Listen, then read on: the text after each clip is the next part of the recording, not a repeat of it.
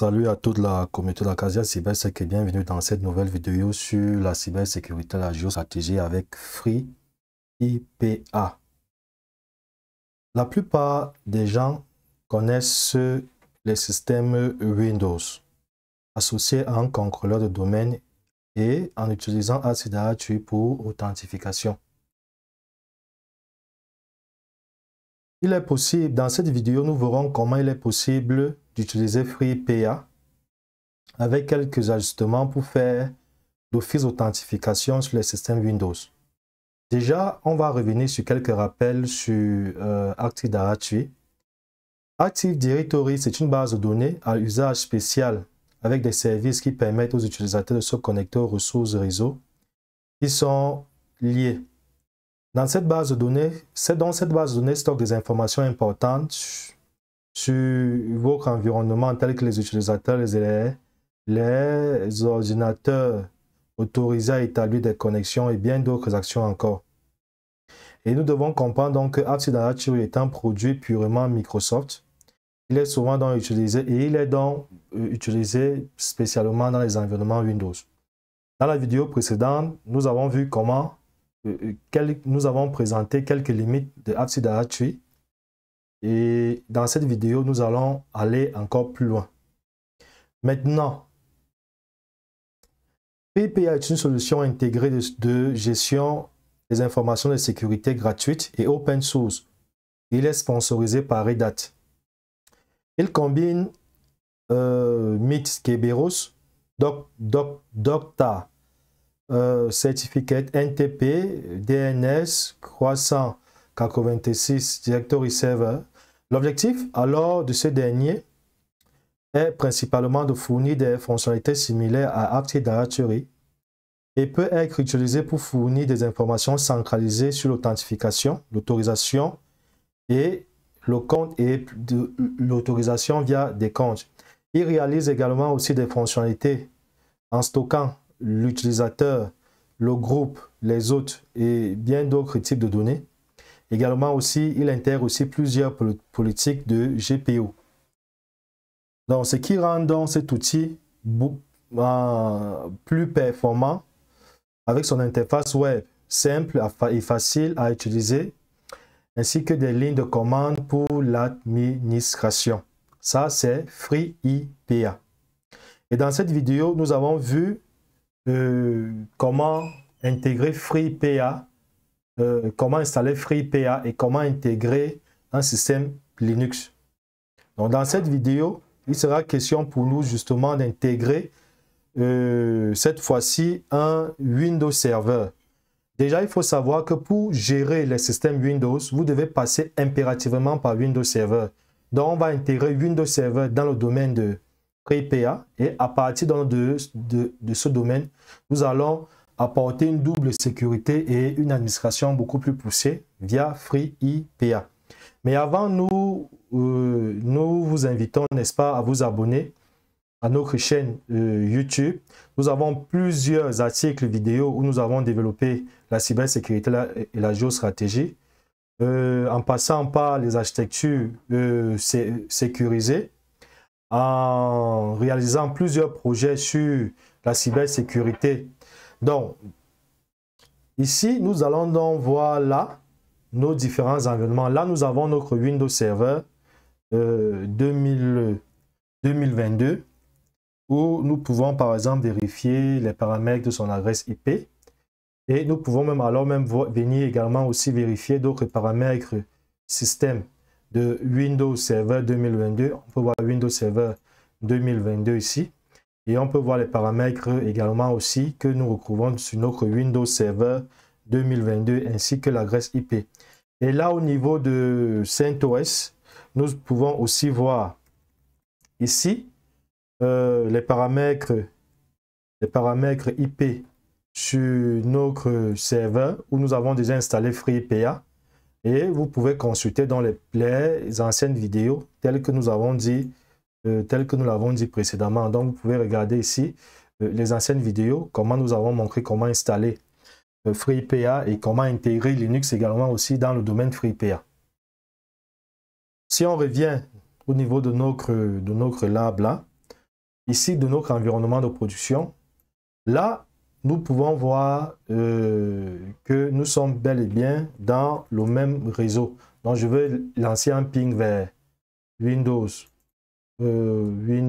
Server, ici.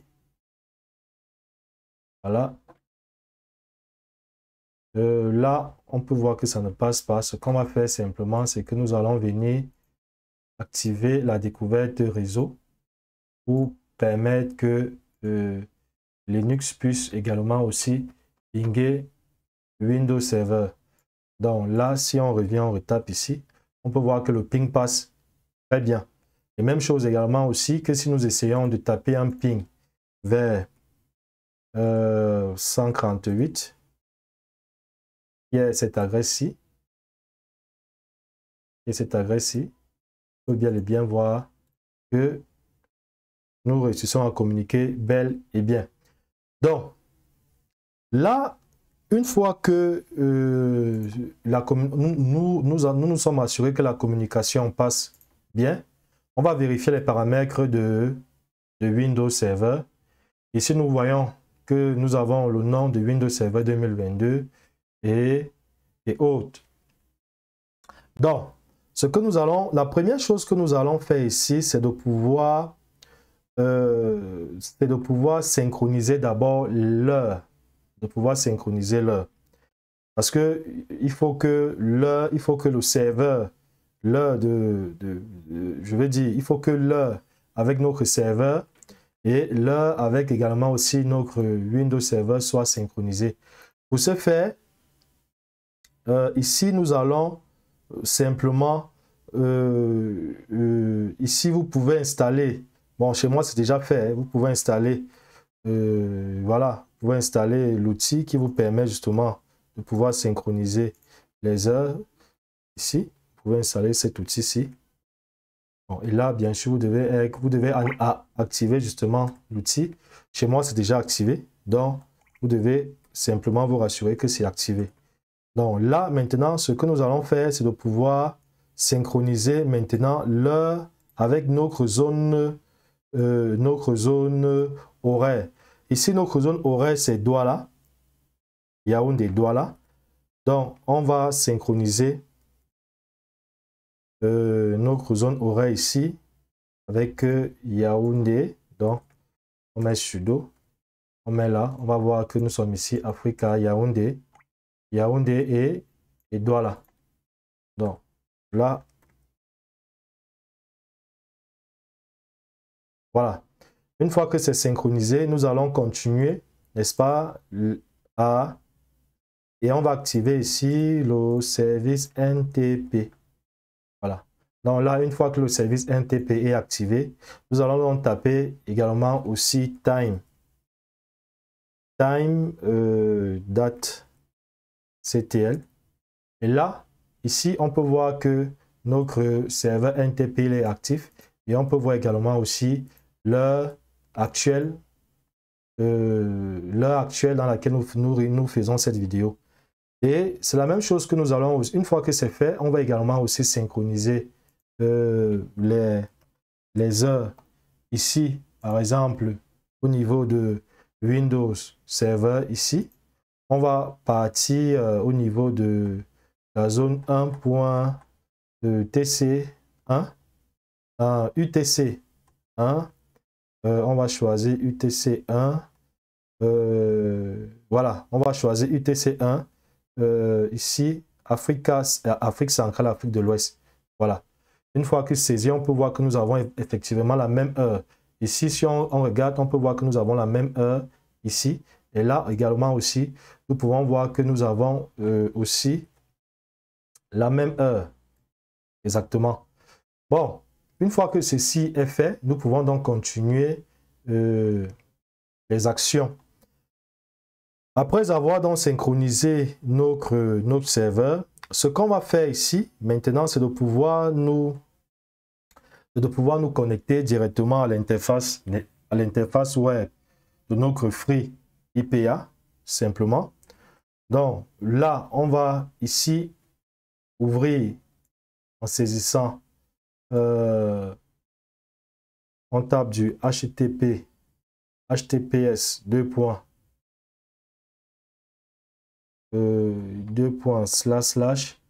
et on tape l'adresse 172.16.238. Voilà. OK. Ici, on a accès et là, on vérifie simplement. Et ici, on va entrer le login administrateur et là, on va taper le mot de passe.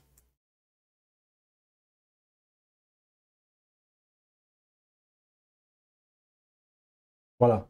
Bon, une fois que nous sommes connectés, on a vu précédemment dans l'une de nos précédentes vidéos la description justement de quelques de ces actions-ci. Okay. On a ici, nous avons identité, on a user, on a auth, on a ainsi de suite. Là, nous avons déjà ici, on a plusieurs. Donc, ce qu'on va simplement faire, premièrement, c'est que nous allons intégrer notre Windows Server dans le domaine. Et pour ce faire, nous allons venir dans Host. Dans Host, on va venir ici dans Add. Dans Add, ici, on va récupérer le nom de notre Windows Server. Donc, si on revient ici au niveau de notre Windows Server, là, ici, nous allons simplement récupérer le nom, ce nom, Windows Server, ici, 2022. Ce nom que nous allons récupérer. Et là, nous allons venir dans notre navigateur, là, on va coller. Et ensuite, on peut voir qu'il va appartenir au domaine acadiacybersec.lan. Et on va également aussi récupérer son adresse IP là. Donc, on va revenir ici. On va ici récupérer l'adresse IP. Ici. Voilà. Et on va simplement la coller. Et on va ajouter ici. Bon, là, on peut voir que notre Windows Server 2022 a été ajouté avec succès. Mais ici, on constate qu'il n'est pas encore enrôlé, c'est-à-dire qu'il n'est pas encore identifié dans le domaine parce que crew n'est pas activé. Donc, pour ce faire, nous allons donc taper quelques petites commandes là que nous allons utiliser pour pouvoir activer justement, pour pouvoir activer enfin que notre Windows Server soit totalement intégré dans le domaine de FreePA. Donc pour ce faire ici, nous allons simplement là, par exemple, ici on va venir au niveau de notre CentOS, ici CentOS là. On va taper, on va vérifier par exemple la commande admin ici. Voilà. Si on va ancrer par exemple son mot de passe, c'est pour vérifier que nous sommes bel et bien dans le domaine. Et là, on va vérifier les algorithmes que supporte FreePA. Donc ici, ce qu'on va faire là, c'est de pouvoir taper cette commande. Et là, on peut voir les algorithmes ici. On peut voir que FreePA, n'est-ce pas, supporte les algorithmes AES. Ici, on peut voir AES 256, le mode de chiffrement CTS. On peut voir qu'il supporte également aussi AES 128 avec le mode de chiffrement TCS et ainsi de suite. Avec la taille justement des bits, des clés justement et avec les fonctions de hachage qui sont également aussi appelées. Et une fois que c'est fait là, ce que nous allons faire ici, c'est de pouvoir autoriser maintenant pour que Windows, pour que ici, au niveau là, pour qu'il soit automatiquement activé. Donc, ce qu'on va faire là, c'est on va simplement récupérer la commande qui va nous permettre de pouvoir autoriser Windows directement à être détecté dans notre FreePA. Bon, ici, si on essaye un peu de voir là, on peut voir ici que nous sommes. Là, on peut voir que le S renvoie au serveur FreePA. S renvoie au serveur FreePA. Ici, le E, si on prend le paramètre E, ici, on appelle, le E nous permet d'appeler justement ces fonctions de hachage là, et même d'autres encore. Parce qu'on verra plus tard que nous pouvons également aussi permettre nous pouvons ajouter d'autres fonctions, d'autres algorithmes de chiffrement. Et le petit p ici, c'est simplement pour ajouter l'autre. Ici, on peut voir l'autre de notre Windows Server. Et vous devez vous rassurer que ça soit écrit en minuscule. Vous pouvez voir par exemple ici, si on revient là, voilà le nom justement que nous avons récupéré. Et ensuite, nous avons donc grand P qui a pour objectif de demander le mot de passe. Comme je le disais, nous pouvons vérifier également aussi ces informations-là directement à partir de notre client. Là, si on vient ici, on peut voir Windows Server, donc on peut directement recopier. Ou bien vous pouvez venir également aussi recopier directement ce nom-ci et venir remplacer là simplement. Donc ici, vous pouvez simplement venir ici, vous venez juste remplacer ce nom. Voilà, tel que c'est fait. Et là, nous tapons dans mes -p, nous tapons sur Ancrer. Et on va confirmer le même mot de passe. Voilà. Et ici, on peut voir que la clé a été, je vais dire quoi? On peut voir que la commande a été acceptée automatiquement, tel que nous pouvons le voir ici au niveau de notre système. Donc là, si on revient au niveau de hôte, et on va essayer d'actualiser la page afin de voir si il a intégré Windows Server 2022 correctement. Donc on revient dans hôte. Là, on peut voir qu'il est maintenant accru. Voilà. Donc, une fois que ceci est accru, là, on peut maintenant passer à l'étape suivante. C'est-à-dire que nous allons cette fois-ci créer, on va maintenant vérifier d'abord pour voir les systèmes qui sont présents dans notre FreePA. Donc là, je vais venir ici, je vais simplement là taper la commande klist et -k.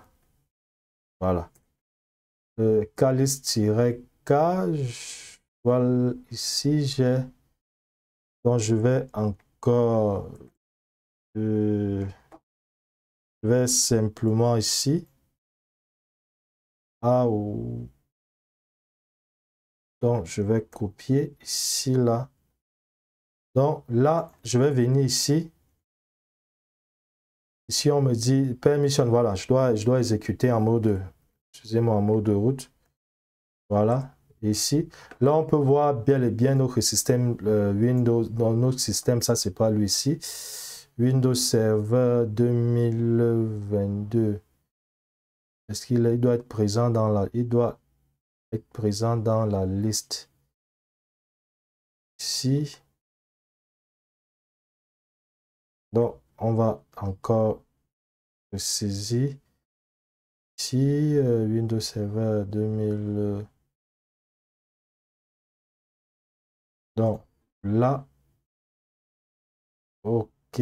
Donc, le voilà ici. On peut voir les différents Windows Server qui sont là. On va essayer de rafraîchir. On va essayer de rafraîchir. Et ici, on va vérifier encore pour afficher la liste. Ici, on ne voit pas, mais on peut voir quand même qu'il a été validé par le système FreePA. Là, on peut voir ici Windows Server. Et là, on peut voir qu'il ne... Bref, ceci dit, nous allons continuer néanmoins avant de tester. Donc là, ce que nous allons faire ici, c'est de pouvoir maintenant créer un utilisateur qui va se connecter avec... qui va se connecter directement, qui va se connecter au domaine de Windows. Et qui va se connecter au domaine à partir de FreePA. Donc, on vient ici dans User, on vient dans Add. Là, ici, je vais mettre le login, c'est Onana. Le first name, je mets Onana. Ici, je vais mettre par exemple le prénom. Là, classe. Ici, je laisse avoir les paramètres par défaut. Ça, laisse avoir ces paramètres, on verra ça après. Et ici, je vais mettre un mot de passe. Je devais mettre un mot de passe fort.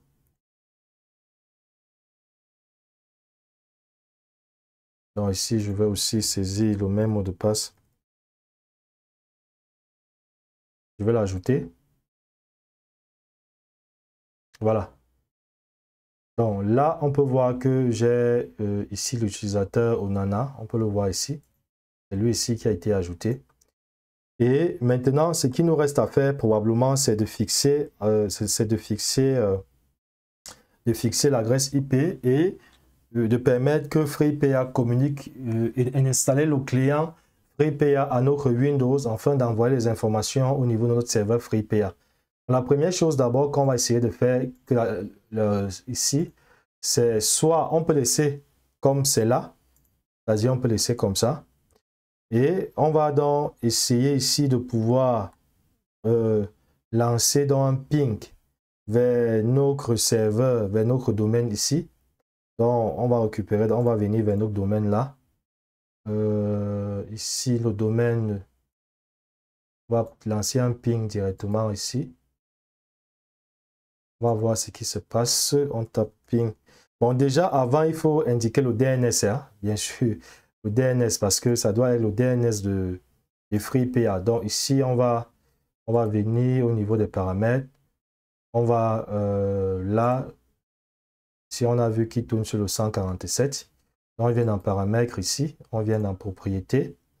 Ensuite, là, on va mettre en statique 172, vu que c'est un serveur .16.220.147. Oui, ici, on va mettre 255. Et là, on met la passerelle de sortie. Ici, ma passerelle, c'est 2. Et là, je mets dans l'adresse IP, le DNS de FreeIPA, c'est-à-dire le DNS-ci. IP, c'est-à-dire ce DNS. C'est ça que je viens mettre ici.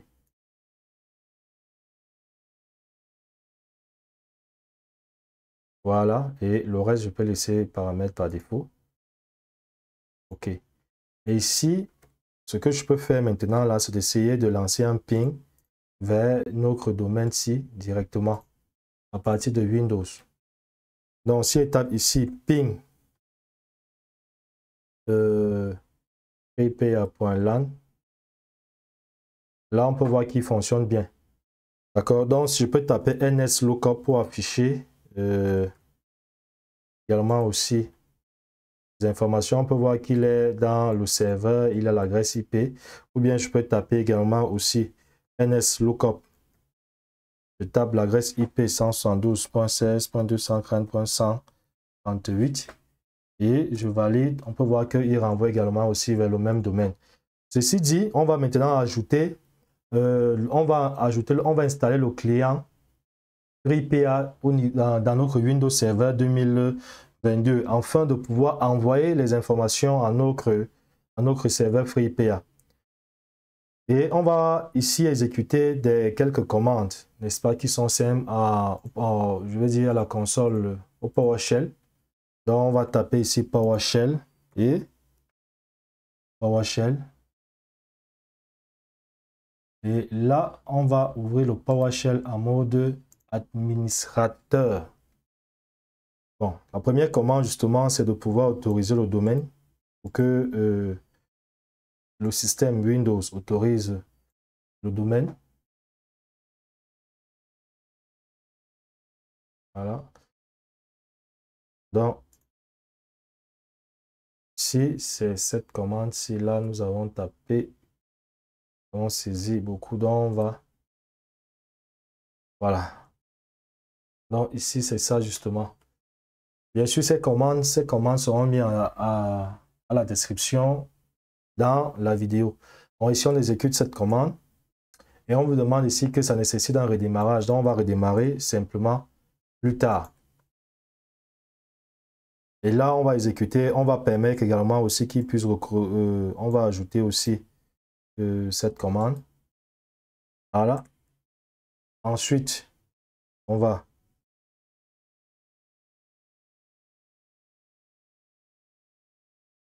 ajouter cette commande. Ensuite,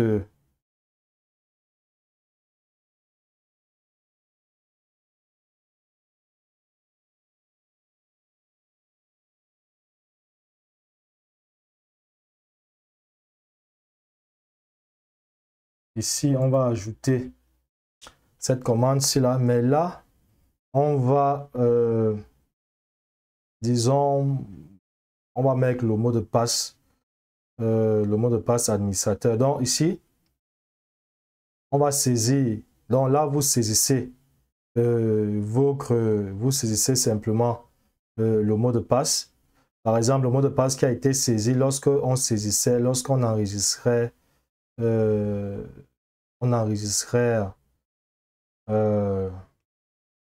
lorsqu'on enregistrait le client Windows ici. Donc, on va mettre là un mot de passe, disons un mot de passe générique. Donc, on va par exemple mettre le mot de passe ici. Par exemple, on met un mot de passe fort. Ici, on va mettre par exemple ça. On valide. Et là, on vous demande de redémarrer votre système. Et ici, on va simplement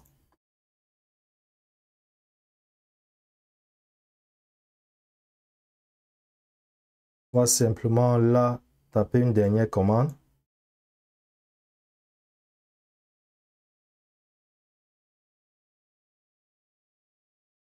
Et une fois que ceci est fait, on va maintenant redémarrer le système, notre système Windows Server. On va redémarrer ici.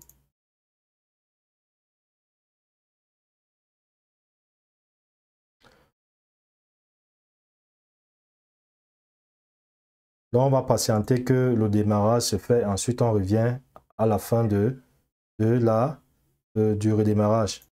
Une fois que notre Windows Server a redémarré, on va se connecter.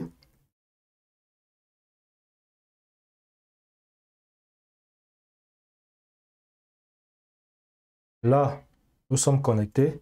Et ce qu'on va faire ici, maintenant, c'est de pouvoir sortir et on va se déloguer ici.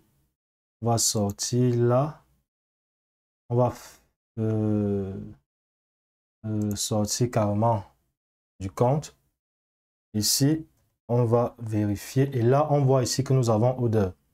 On vient dans Order là. Dans Order ici, nous pouvons vérifier. On va donc se connecter avec les informations qui concernent onana@acadiacybersec.lan. C'est ça que nous allons utiliser pour pouvoir nous loguer ici. Donc on va utiliser onana@acadiacybersec.lan. Voilà, comme on peut le voir ici. Là, on peut voir là. Et ce qu'on va faire ici, c'est de pouvoir saisir le mot de passe qu'on a utilisé lors de la création de l'utilisateur. Donc, on va utiliser son mot de passe. Ici, on nous dit que le mot de passe a expiré s'il faut changer le mot de passe. Là, on va mettre un mot de passe, mais là, on va mettre un mot de passe fort.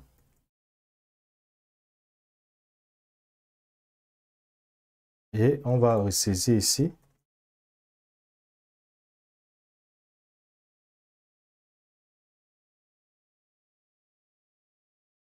Et là, le mot de passe a changé. Et ici, là, on peut constater que l'utilisateur Onana se connecte. L'utilisateur que nous avons créé ici, que nous avons créé là, se connecte, si on vient dans User, l'utilisateur-ci, n'est-ce pas, se connecte au compte Windows. Et là, on peut voir également aussi d'autres paramètres qu'on peut affecter à l'utilisateur. Donc, vous comprenez qu'on peut faire énormément de choses ici. Mais là, on va simplement vérifier que l'utilisateur s'est connecté.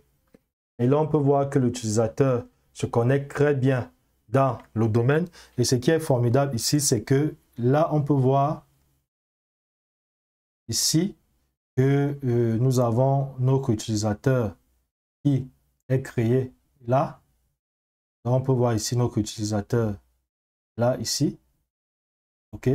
Et si, par exemple, j'essaye d'ouvrir le terminal, par exemple, ici, on peut voir que c'est l'utilisateur Nana. Et on peut voir même les privilèges en tapant, par exemple, au ami. Par exemple, ici, je crois que c'est priv. Slash priv, voilà.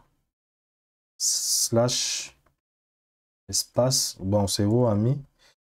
Ou ami slash priv. Là, on peut voir les privilèges ici qui sont présents. Ici, on peut voir que même pour éteindre la machine, par exemple, il n'a pas le privilège d'éteindre le système. Donc, dans des programmes, je veux dire, plus poussés, nous allons montrer comment affecter justement les privilèges aux utilisateurs créés. Et afin de pouvoir voir comment vous pouvez manager directement vos systèmes à partir de FreePA. Nous sommes arrivés au bout de cette vidéo. J'espère que cette vidéo vous a permis de voir la puissance, n'est-ce pas, de FreePA et comment nous avons intégré Windows Server ici dans le domaine de FreePA et comment on s'est connecté avec un utilisateur créé à partir de FreePA. Nous vous disons merci et à la prochaine vidéo sur Acadia CyberSec.